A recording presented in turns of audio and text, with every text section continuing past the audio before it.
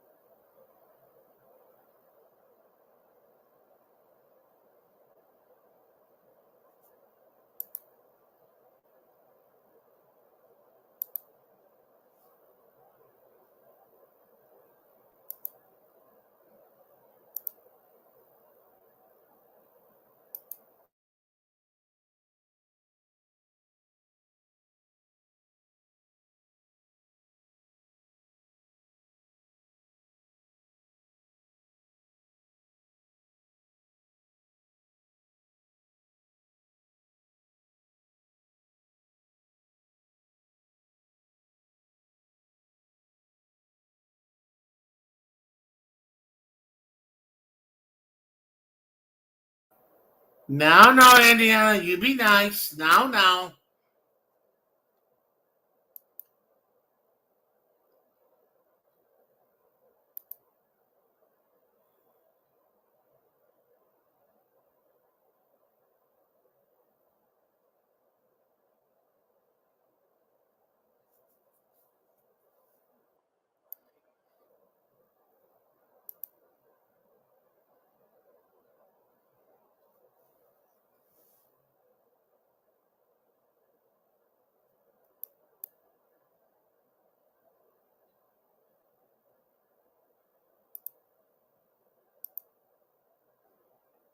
Perfect. Now, let's make the screen a little bigger. Now we could watch the video together.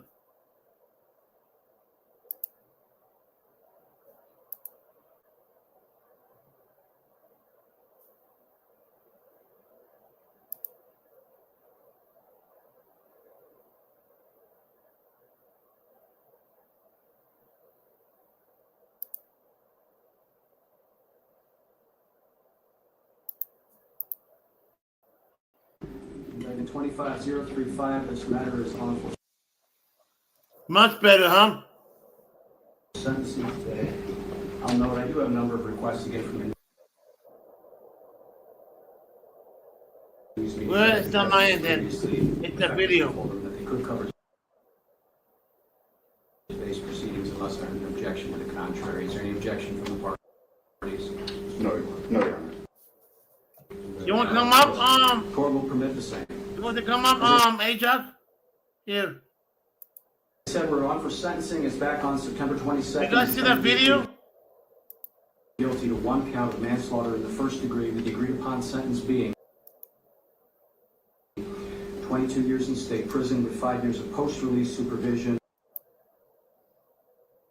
a waiver of appeal, and mandatory state surcharges. Is that people's understanding? Yes, Your Honor. Yato, that's your understanding? The people who sentence? People still move, Your Honor. Would you like to be heard? Yes, Your Honor. You guys see that video? Before I speak, there are All about an officer beat up an inmate, an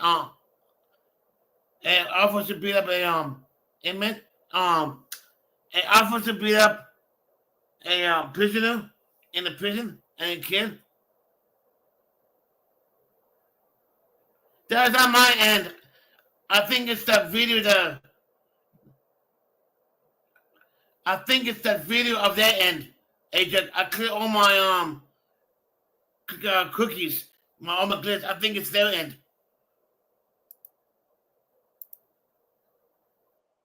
read on the record. The first being from Robert Jr., the victim's son.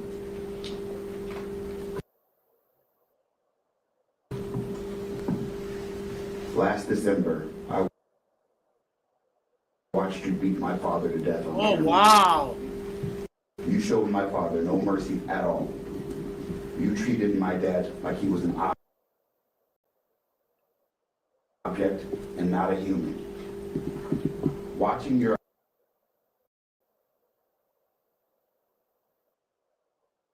actions on camera felt like I was stuck in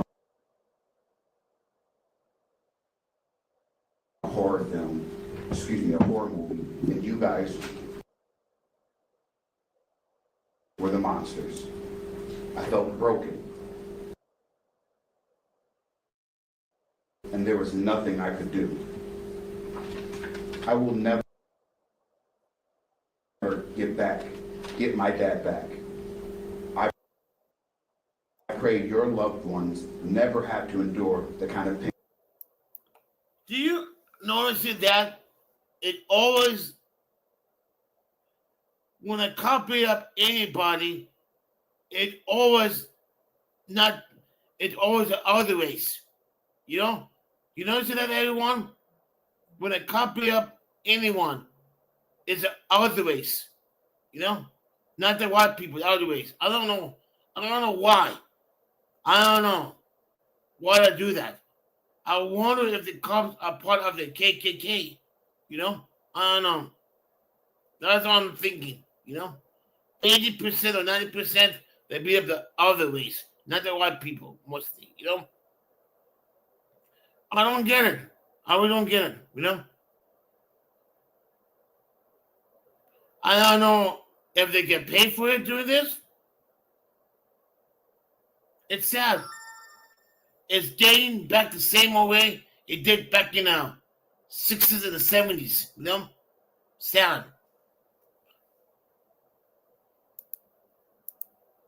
I experienced. All of this could have been avoided if you and your fellow officers just did your job. My dad would be alive. I pray this case teaches others that they can't treat incarcerated people like animals. I pray this case sparks real conversation about the need for change the prison system that you are entering. There must be This time, we're in green instead of blue. This must be the police officer right here. There must be the police that beat up the inmate. Damn. He looks like a freaking dangerous guy. What do you guys think? Look at it. Look at this. Look how he's standing. He don't even look at him. Like standing in a damn wall. Nothing even happened. You know? Look at the eyes. The evil eyes. You know?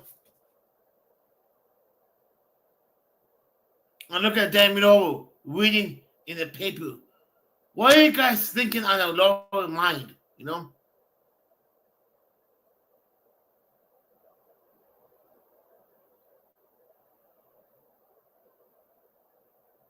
That must be the father, you know?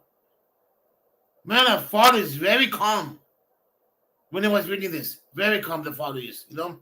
Very calm.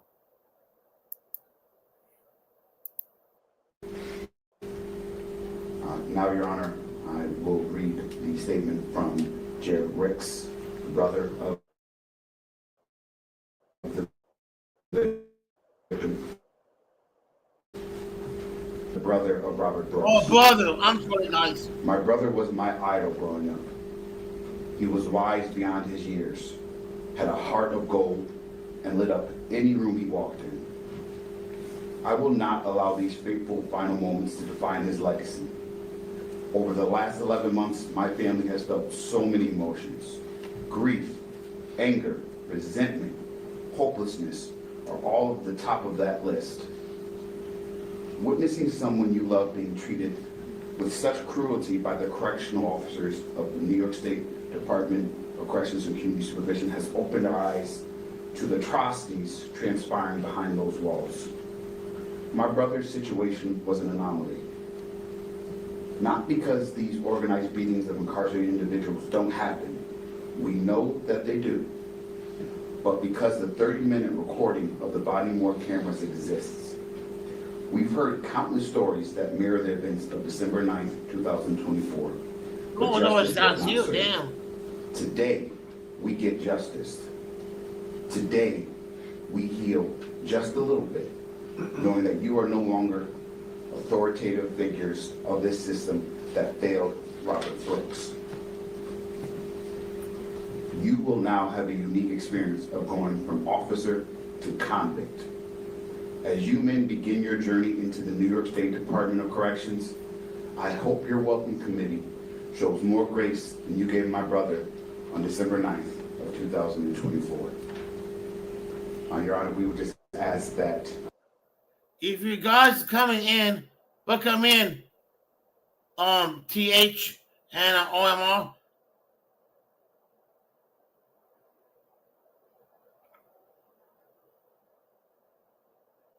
This guy beat up the prisoner inside the prison, and he died, and that's his brother. You know.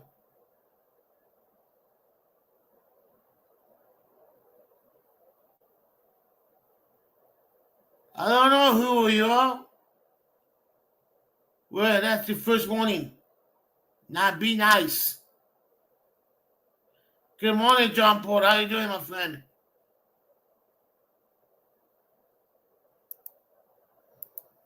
These statements be incorporated to the following sentences of the other co-defendants.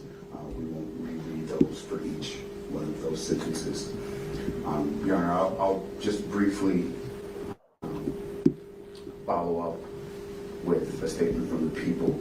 And Judge, obviously there's not much more that I can say that the family, Mr. Ricks and Mr. Brooks, haven't already. And it is important that we now get to shift our gear to the focus of the victim and what happened to him. This entirety of this investigation and this trial and these pleas and sentences were focused on the defendants. They're focused on their atrocities and their actions. And I think Mr. Ricks and Mr. Brooks appropriately stated who their father, who their brother was. And that's important to know. It's because in their image, in their eyes, we get to see the man that Mr. Brooks was. We get a sense of who he could have been, not for him coming across these individuals. When we circle back to the beginning of this investigation, we get a deeper look into the Department of Corrections and what goes on in the correctional facility.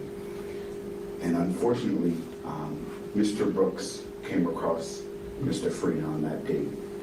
Mr. Brooks, in search of safety and security because of experiences that he was brother is very calm. Correctional facility.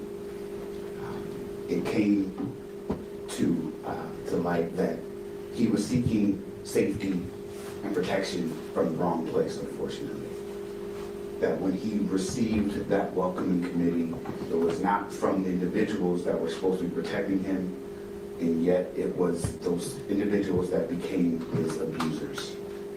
Throughout the investigation, we'll see, or we've seen, that he's beaten, he is broken, he's unprotected, he's unsafe, and these men took advantage of that, of a man in that dire straits. And it is unfortunate that we won't be able to see what Mr. Brooks would have done with his life after he exited that facility. We have gotten to know Mr. Brooks and Mr. Ricks very well throughout this process, and I've heard a lot about who their loved one was, and I got to see who he was in their eyes and how they spoke about him and who the men they are. And I can only imagine that Mr. Brooks would have been the same if given that opportunity. Man, his brother is very calm. Very calm, his brother. You know? Very calm. Not even crying. Man, he's taking like a man, you know? Amazing. Judge, these correctional officers are in a facility and doing a very hard job. And in this investigation, it is said many times that they are living the same life as those individuals when they go behind that wall. But the truth of the matter is, Your Honor, the expectations of these officers are different. They are held to a higher standard. They are behind that walls to be better, to do better, to help individuals be better once they are released. This investigation has shed light that is not happening, that did not happen, that they took away that opportunity from Mr. Brooks. It said in the statement that they hope that he gets treated better than their loved one was. And truly speaking, Judge, I don't know if that will happen. But I will say, and I will echo that I've said to the family, that the death of Mr. Brooks has shed light on that. Wow. So at least now we know there is a potential. There is a potential that these things won't happen again, and that these individuals, these incarcerated individuals, these men and women serving their time will be granted that opportunity to be better once they leave. Thank you, Your Honor. Thank you, Mr. Woodford. Mr. Rihanna, would you like to do it? Yeah, just briefly. I've come to know Anthony well throughout this case. Gentlemen. Hey, Summer Duck, how you doing? This must be the cop over here, you know? And that's low, you know? The cop is kind of evil, you know? Not even standing looking at the wall, seems like it, you know? What appears on the body-worn camera is not the man I know. For 24 and a half years, he served in the New York State Department of Corrections. Exactly, Sly, exactly. Demanding dangerous jobs in public service. An environment where officers are routinely berated, assaulted, and placed in harm's way. Having served in that role myself, I understand firsthand the toll that takes. Despite those conditions, Anthony served with honor, professionalism, and courage. His personal record reflects multiple accommodations, including separate occasions where he intervened and rescued inmates. Outside of his service to the state, he's been a devoted husband for more than 20 years. He has raised 3 children who are positive, productive members of this community. From the outset, Anthony has expressed genuine remorse.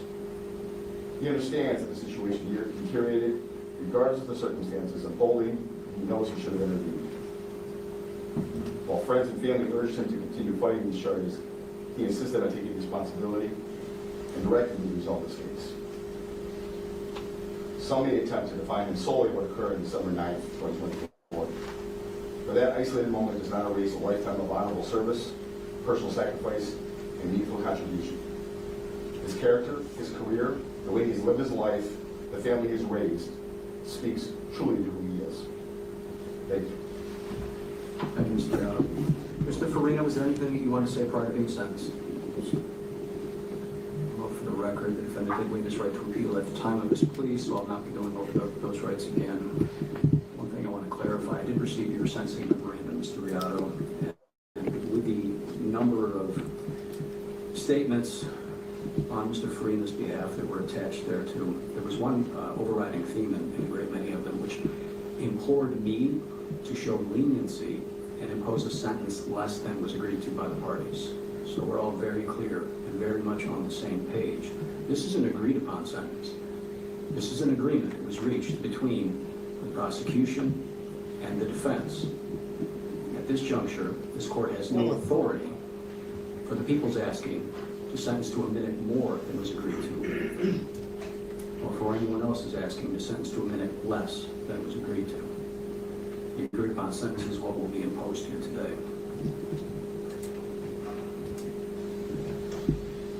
As to the conviction for manslaughter in the first degree, the defendant is hereby sentenced to a determinate sentence of 22 years in state prison. In addition, Wow, he is that's imposed good.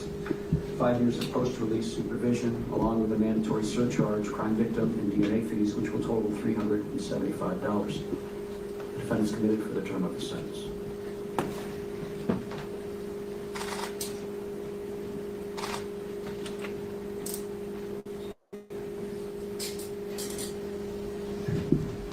Good judge.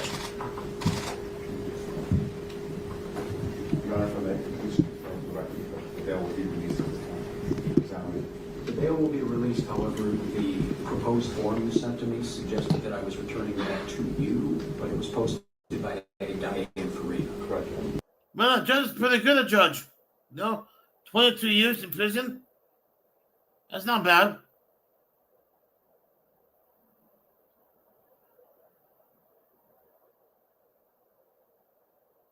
Yeah, 22 is better than freaking 3 years or 2 years, you know?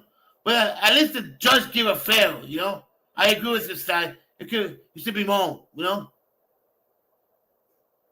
Maybe 25 to 30 years, you know? But 23 is not bad, you know?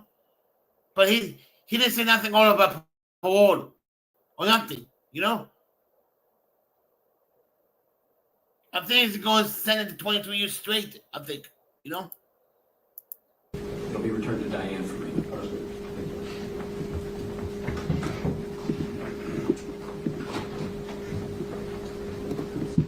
Nicholas D'Angelo.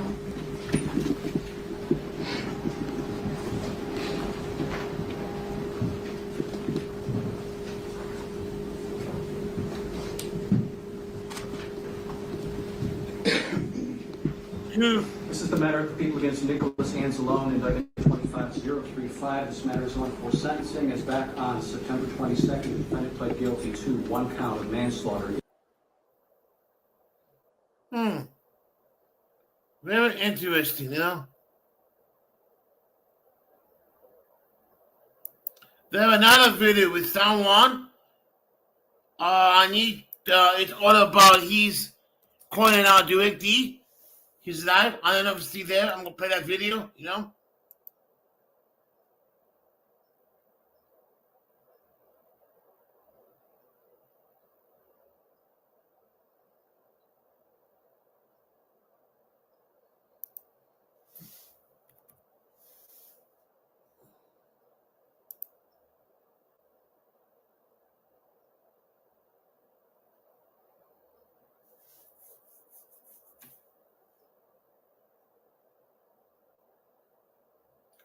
I don't know if it's his second channel. Hold on.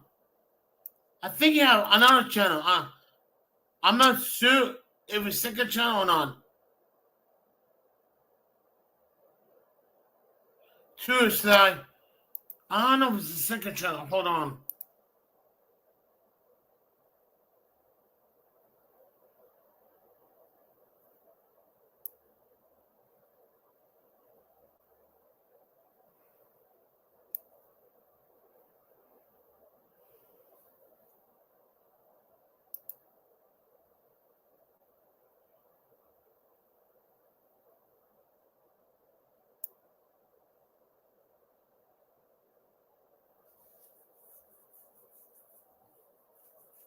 It's gotta be second channel. Let me see.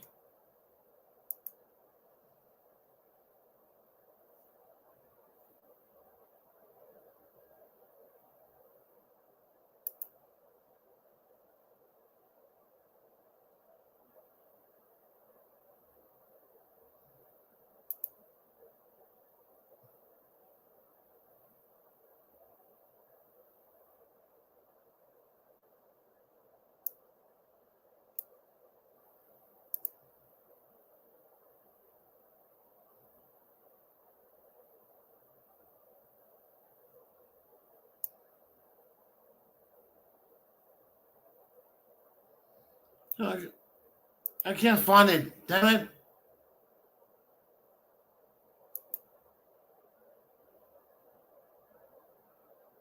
Yeah, I know. I can't find that video when someone called out directly. Damn it. I'm still looking for it.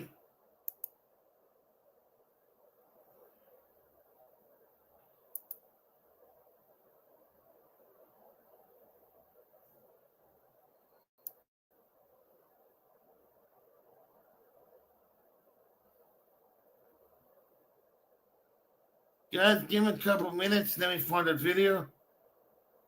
I know it's in my history.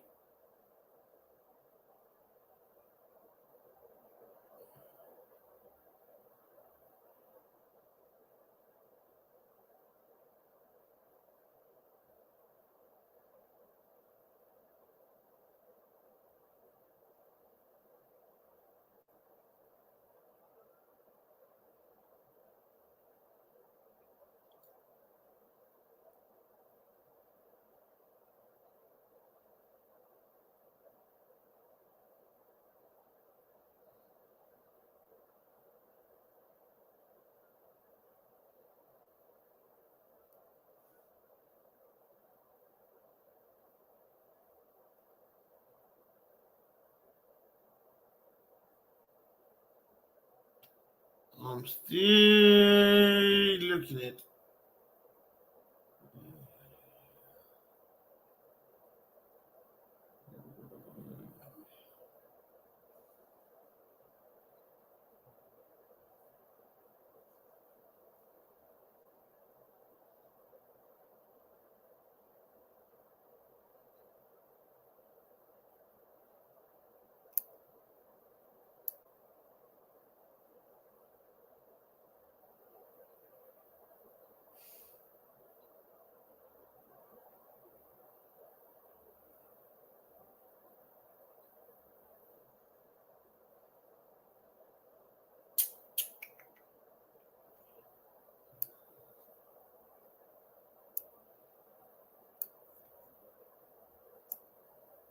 Guys, I'm still here.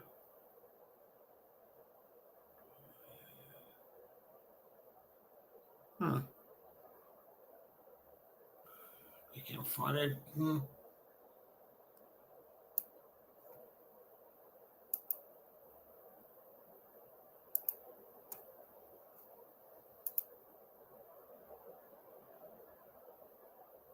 No, no, it's not that. It's not. I seen it on San Juan King.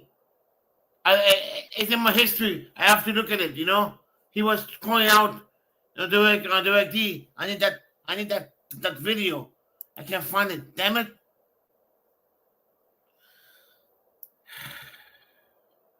I'm not gonna play direct D video. This video. Oh no, he's gonna strike me. Nah.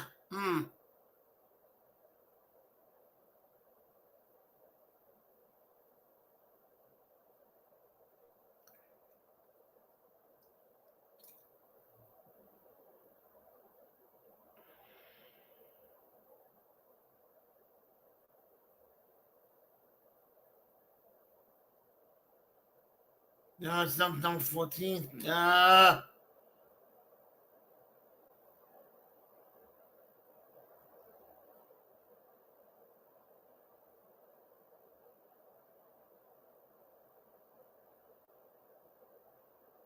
Well, I have to get some. Hold on.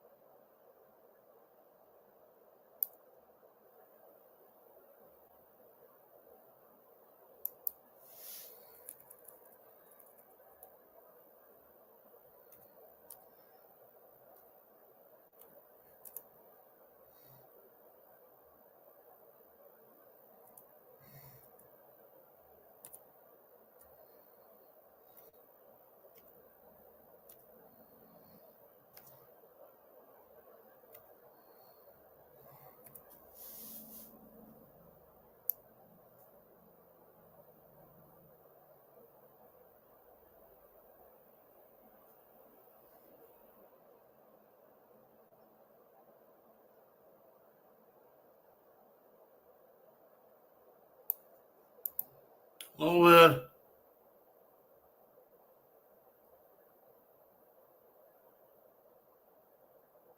Oh,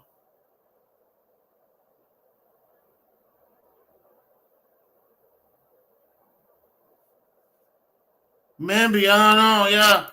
Huh. I know. I know I played it before. Damn it.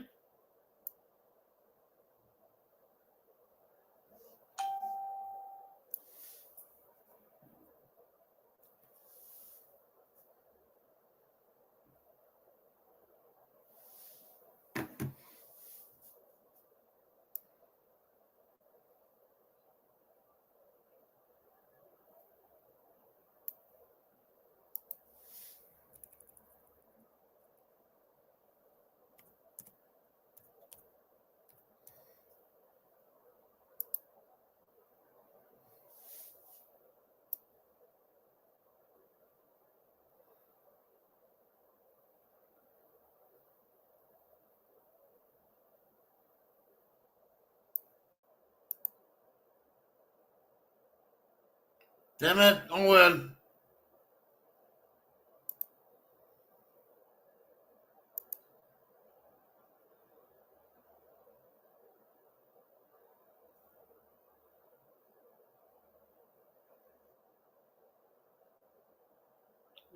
Uh,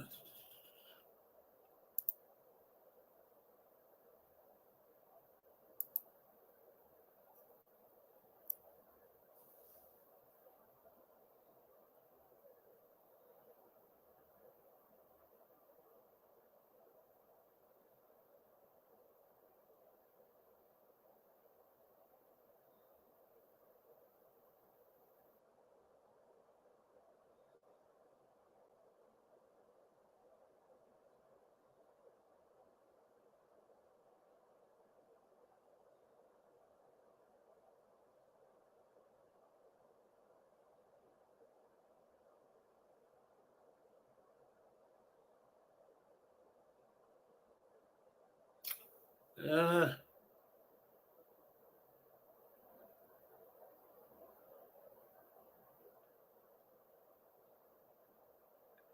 it's not there. Hmm.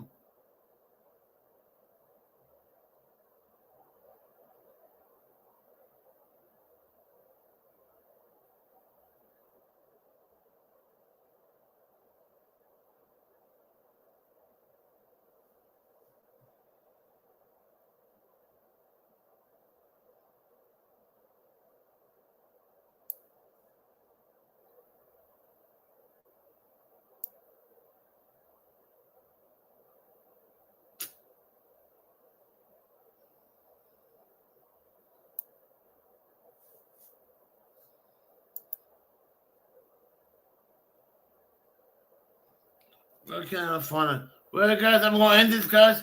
I told you guys later. Peace out and peace out.